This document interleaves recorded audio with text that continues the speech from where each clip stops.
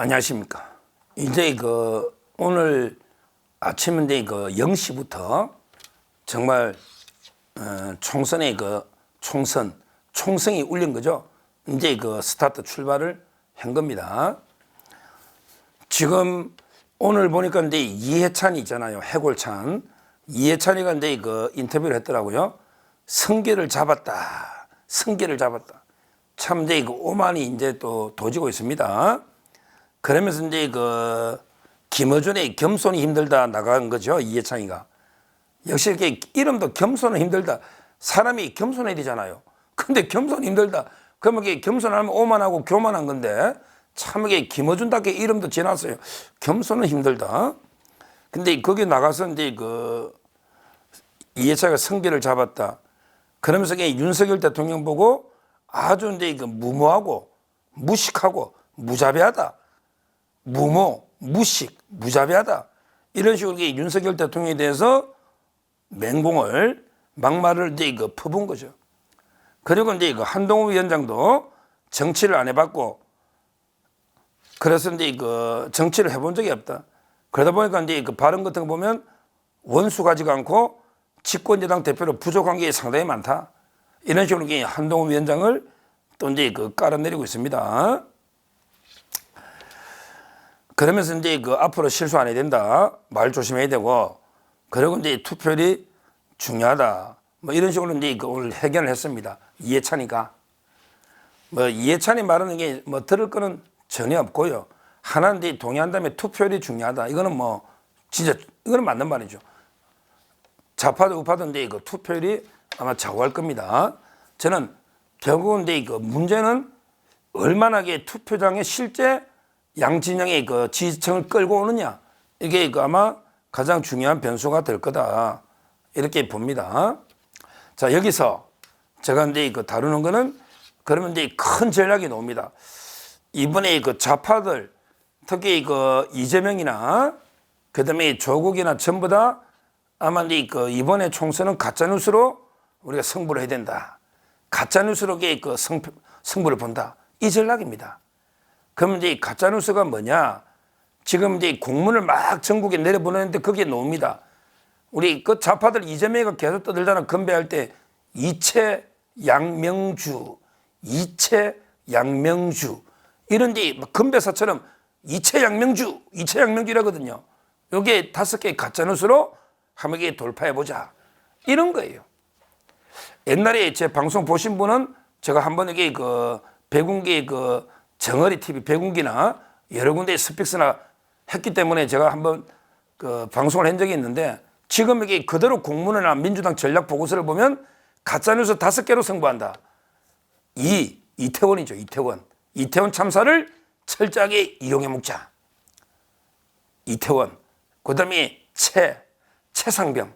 그게 바로 이제 국방부 최상병 해병대 그분이 돌아가신 거 가지고 박정훈 대령이나 이종섭 대사까지 엮어서 대통령까지 한번 엮어가지고 한번 이게 가짜뉴스 공개해보자. 이게 최상병 사건입니다. 이채. 그 다음에 양명주. 양은 양평이죠. 양평 고속도로 김건희에서 이제 일가 집값 올리려고 노선을 바꿨다. 이게 양평이죠. 그 다음에 이채 양명주. 이렇게 돼 있잖아요. 그러면 이게 명은 뭐냐? 오늘 이제 민주당에서 각 지구당으로 공문을 보냈잖아. 명품 이제 파우치 가짜 참칭 목사 최재형이가 던지놓고 한 거 있잖아요. 김건희 여사. 요걸 여기에 또 다시 공격 제재만 시키라. 요게 명품. 그 다음에 주는 주가 조작, 도이치모터스. 이래가지고 이채 양명주로 공격해라. 근데 이게 다 알다시피 전부 가짜뉴스 아닙니까? 이태원 참사야 우리 국민들이 다 봤잖아요. 할로윈 참사 때 많이 와가지고 뭐 수사 지금 재판 이게 뭐 국민의하고 무슨 관계 있습니까? 말도 안 되는 거죠. 참사를 이용하는 세월호도 마찬가지죠. 그다음에 최상병 이것도 뭐 이제 이종섭 대사도 왔지만 이게 처음부터 이게 완전히 또 불행한 죽음을 정치적으로 이용해 먹는 어떻게 이 좌파들은 신문에 누구 하나 안 죽나? 요거만 딱 보다가 죽으면 그냥 대통령까지 막 공개하는 이 고질병입니다. 고질병 우리 좌파야. 고질병. 슬프지도 않아요. 최상병. 그 다음에 양평은 뭐 누누이 말했죠. IC가 아닌데 뭐 JC. 그다음에 명품도 진실이 밝혀졌고 주가 이것도 이게 전혀 뭐 문제 없다는 게 이미 드러나니까. 근데 이걸 계속 퍼뜨려 가지고 다섯 가지로 이제 그 공격을 하는 거예요. 야, 이건 이제 우리가 많이 했기 때문에 철저하게 누가 이거 꺼내면 제대로 저희가 논리적으로 반박할 수 있도록 준비가 돼 있어야겠다. 이런 생각이 들고요. 저는 그리고 이제 두 번째로 오히려 이제 또 윤석열 정권은 전부 무식하고 무지하고 무자비하고 어쩌고 저쩌고 이렇게 떠드는데요. 진짜 이 좌파들이 제가 어제도 했잖아요. 문재인, 조국, 이재명 이 좌파 범죄자 삼각편대 삼각 이 범죄자 카르텔 이 자들은 그냥 뭐 모든 게 불법이잖아. 불법. 그다음에 탈법. 그다음에 그 편법. 그다음에 무법 법이 없는. 그다음에 억지로 떼쓰는 떼법. 합법 빼고 다 하는 놈들이 좌파 범죄자 집단 아닙니까? 제가 이제 이거 삼각 세 명 범죄 집단을 이야기했는데 이 자들에게 윤석열 정권을 공격하는데 근데 문제는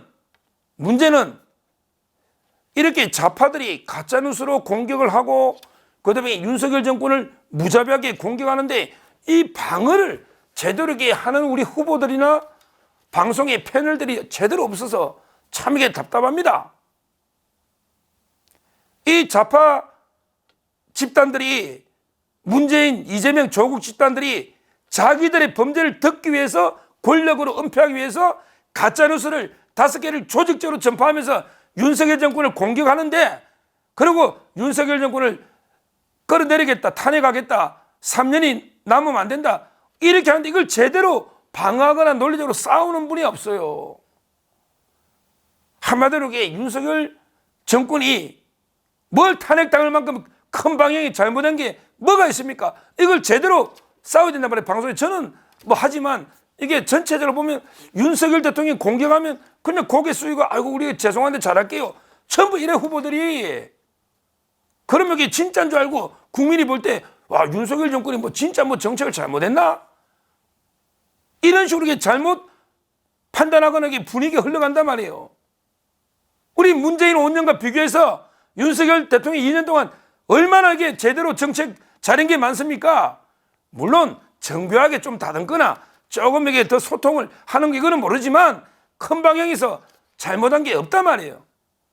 제가 근데 하다 답답해서 저 스스로 이제 저도 아직 종편이나 방송을 많이 나가기 때문에 한번 이렇게 좀 정리를 해봐 생각을 과연 이게 윤 대통령이 이렇게 요거드물 정도로 문재인보다 정책을 잘못했나?